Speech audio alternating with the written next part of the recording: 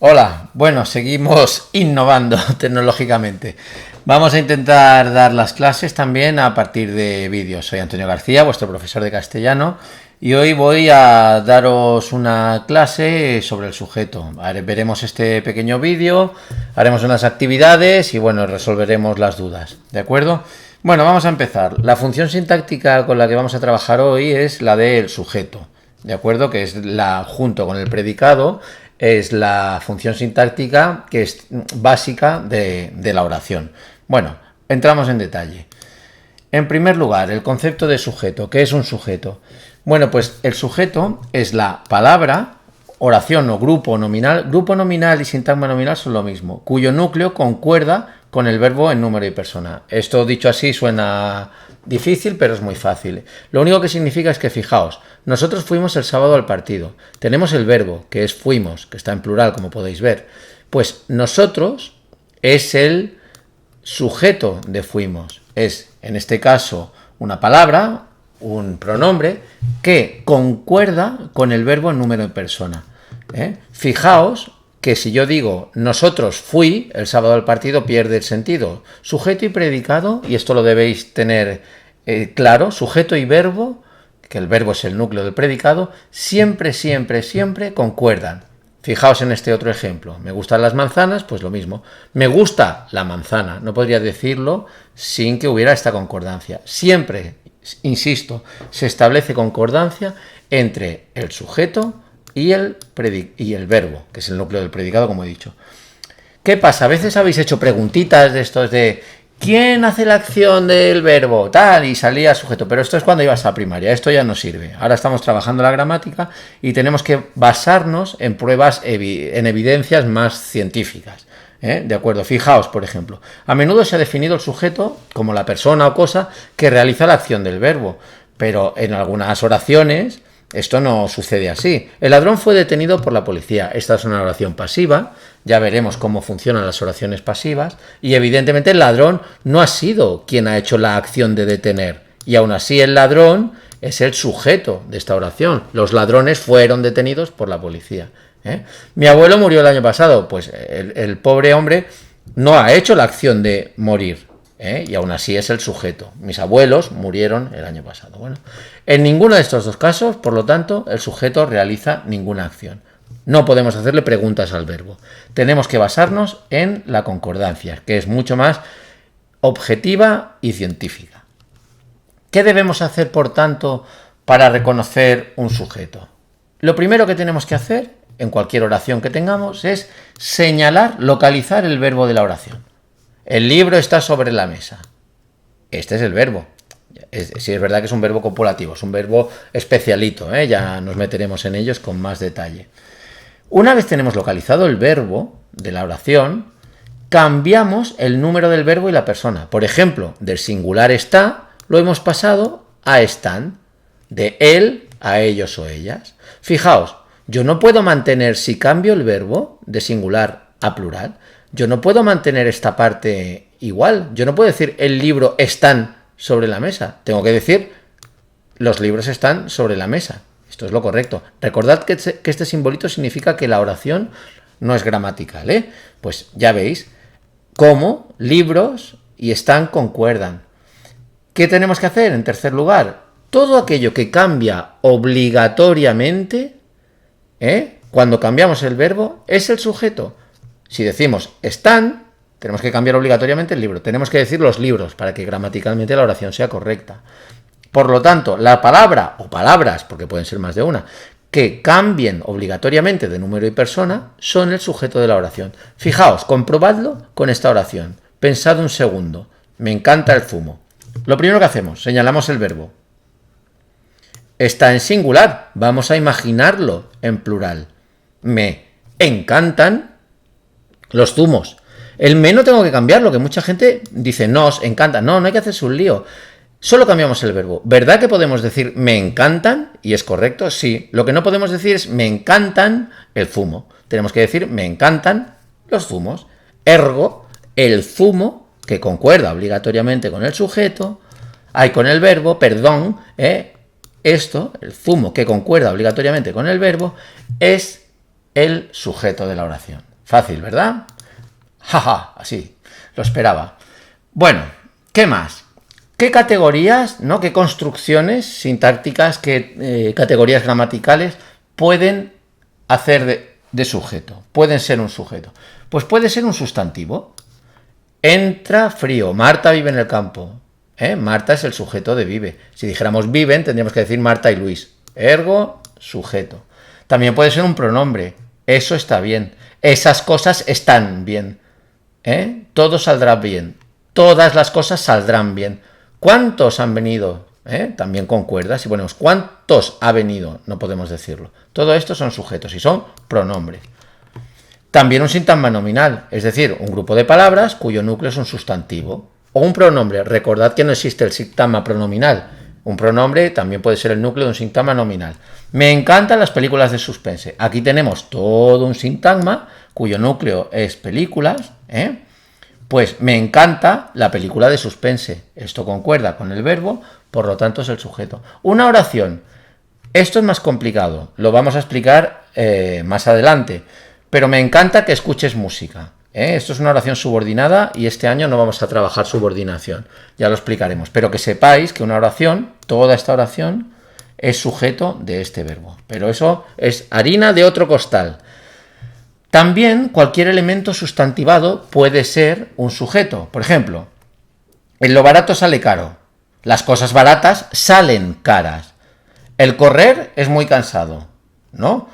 Los correres, si lo pudiéramos decir, queda un poco bastante raro, son muy cansados. Estos también son sujetos. Ojo, elemento sustantivado. A cualquier palabra que le pongamos el o lo delante, que le pongamos un artículo de estos, lo convertimos en un sustantivo automáticamente. Rojo es un adjetivo, pero si yo digo el rojo, ya lo he convertido en un nombre, ¿de acuerdo? Cuidado con esto de la sustantivación, que se hace mediante los artículos. Ya la trabajaremos con un poquito más de profundidad, pero tenéis que saberlo.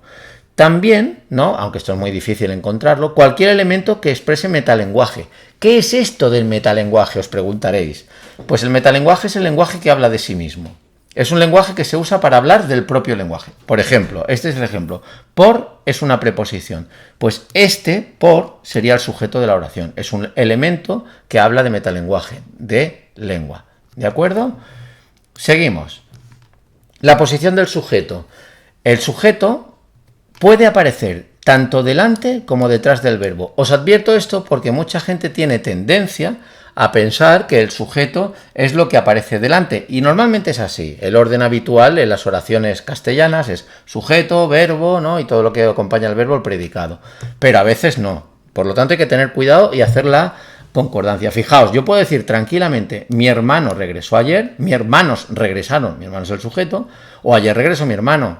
Es perfectamente posible. En este caso, mi hermano está pospuesto al verbo, en este caso aparece delante. Ya os digo, este sería el orden más habitual en castellano, pero también podemos hacer el otro, como podéis ver. En las pasivas reflejas, de las que ya hablaremos, el sujeto suele aparecer pospuesto, es decir, detrás. Nosotros decimos, ya hablaremos de esto de las pasivas reflejas, ahora no os hago oír. Me apetece un vaso de leche, me apetece un pastel. No decimos un pastel me apetece o un vaso de leche me apetece. Ya hablaremos de esas pasivas reflejas. Por eso normalmente aparece pospuesto, detrás. Esto es más raro que lo digamos. ¿Lo podemos decir y se entiende? Sí, pero mejor decirlo en el otro orden. ¿Veis? Os doy la pista de lo que son las pasivas reflejas. Tiene que ver con estos pronombres y este tipo de construcciones, ¿vale? Cuando el sujeto está desempeñado por un pronombre interrogativo, siempre precede al verbo. Fijaos, ¿quién ha llamado? Si yo esto lo paso a plural, ha llamado el verbo estaría en singular. Si digo han llamado, tendría que decir quiénes han llamado. Por lo tanto, ¿quién es el sujeto? Siempre la prueba de la concordancia. ¿Qué te preocupa? ¿Qué cosas te preocupan? Siempre la prueba de la concordancia. ¿De acuerdo? Pues quién y qué son sujetos. ¿Qué pasa? Que como son pronombres interrogativos, siempre van delante. ¿Te preocupa qué? ¿Ha llamado quién? Es un poco garrulo, si me permitís la expresión. ¿Se entiende? Sí. ¿Es correcto? No. Hay que decir, ¿quién ha llamado? ¿Qué te preocupa? ¿De acuerdo? Y eso, que tengáis en cuenta que es un error muy común pensar que el sujeto es el elemento que hay al principio de la frase. Hay que hacer la prueba de la concordancia, no fiarse de la posición. La posición del sujeto en las oraciones copulativas con ser. Vaya, pues fijaos, qué interesante. Resulta que la capital de Italia es Roma. Si yo dijera la capital de Italia son, tendremos que decir Roma, ¿no? Aunque Roma solo hay una, como todo el mundo sabe, y bien bonita que es. Roma es la capital de Italia. Claro, aquí ¿cuál es el sujeto? Porque si decimos son, mira, el problema, aquí quizás lo veáis más claro, el problema eres tú. Los problemas sois vosotros. Aquí resulta que hay dos elementos que tendríamos que cambiar para hacer concordar con el verbo. Es que estos verbos copulativos son muy puñeteros, siempre tienen una cosita especial. Bueno, pues en el caso de estas construcciones se suele, no siempre, se suele considerar el sujeto lo que aparece primero. Aunque lo segundo también concuerde con el verbo, pero esto sería el atributo del que vamos a hablar muy prontito. Pues entonces, oraciones copulativas, es decir, que llevan un verbo copulativo, que como recordaréis son ser, estar y parecer, oraciones copulativas con ser, lo que es el sujeto es lo que va antepuesto al verbo, es decir, delante, ¿de acuerdo? Esto será muy sencillo, lo reconoceréis muy fácilmente con la práctica. Bueno, las oraciones impersonales. Resulta que hay unas oraciones que no pueden tener sujeto. No hay un sujeto que le podamos atribuir a estas oraciones. Son oraciones que gramaticalmente siempre llevan un verbo que aparece en tercera persona del singular. ¿De acuerdo? Siempre.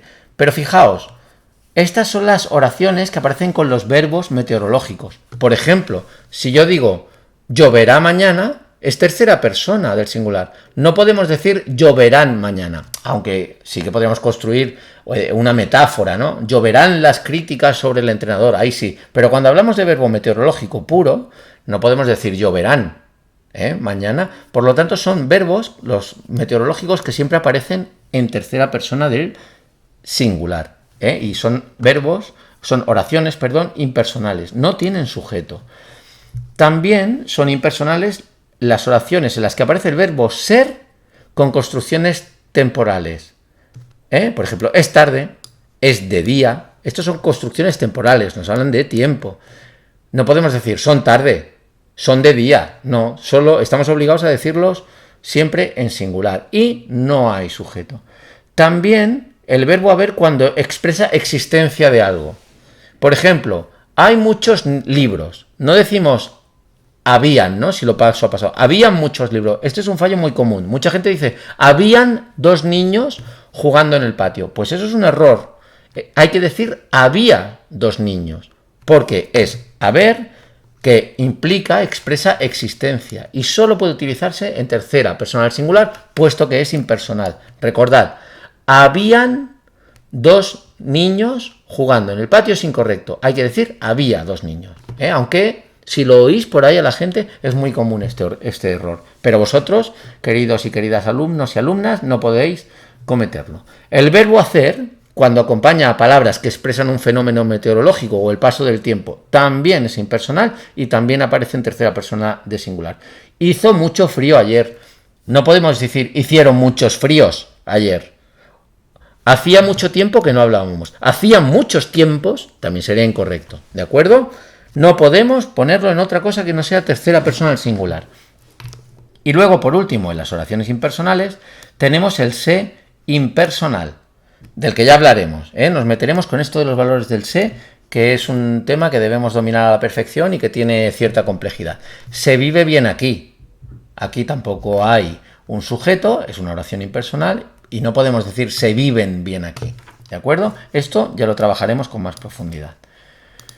Bueno, por último tenemos el sujeto omitido. Ojo, el sujeto omitido, que también se llama elíptico, que también se llama elidido o que también se llama tácito, porque a veces los gramáticos hacen estas cosas, llaman a un mismo fenómeno de diferentes maneras. Bueno, que sepáis que cualquiera de ellas es correcta. A mí particularmente me gusta omitido, elíptico. Bueno, pero estas también son correctas. Bueno, pues existen oraciones en las que no aparece el sujeto explícitamente. Aunque esto no quiere decir que no exista. ¿Por qué? Porque podemos utilizar un pronombre personal y funciona la oración. Podemos recuperarlo de alguna manera, ¿eh? Las oraciones con sujeto omitido son aquellas en las que el sujeto no se menciona, aunque podemos saber cuál es. En estos casos, ese sujeto omitido se corresponde con un pronombre que coincide en número y persona con el verbo. A veces es recuperable y otras no. ¿Esto qué quiere decir? Fijaos, Sara salió a dar un paseo. Esta es una oración. Sara salió a dar un paseo, ¿de acuerdo? Aquí, si decimos salieron, tendríamos que decir Sara y su amiga salieron a dar un paseo. Por lo tanto, Sara es el sujeto. Aquí tenemos el sujeto explícito, es decir, aparece en la oración. Sin embargo, por el camino se encontró a sus padres. Por el camino se encontraron a sus padres. Aquí no tenemos, esta sería la oración, ¿veis? Y aquí no está el sujeto, pero lo podemos recuperar por el contexto. Sabemos que el sujeto sería Sara, ¿eh? En este caso ella. ¿Qué pasa? Que hay oraciones como por ejemplo esta. ¿Qué ha sido ese ruido? ¿No? Han llamado a la puerta. Pues fijaos, en han llamado a la puerta, ha llamado a la puerta. Caray, ¿dónde está el sujeto? No lo tenemos explícito, no está aquí escrito en ningún sitio, pero le podemos poner ellos o ellas delante. Eso significa, ¿qué ha sido ese ruido? Ellos o ellas han llamado a la puerta. No es recuperable como el de Sara, no podemos saber exactamente quién es, pero sí que sería un sujeto omitido, puesto que le podemos poner este pronombre delante. ¿De acuerdo? Bueno, con esto, con este panorama, hemos acabado de ver, ¿no?, lo básico referido al sujeto. A partir de ahora, pues bueno, os voy a enviar unas actividades, las hacemos, las corregimos y a ver cómo ha ido, ¿de acuerdo? Y el sujeto, recordad, es la primera función sintáctica que vamos a estudiar. Bueno, a ver si esto de los vídeos nos sirve de algo. Chao.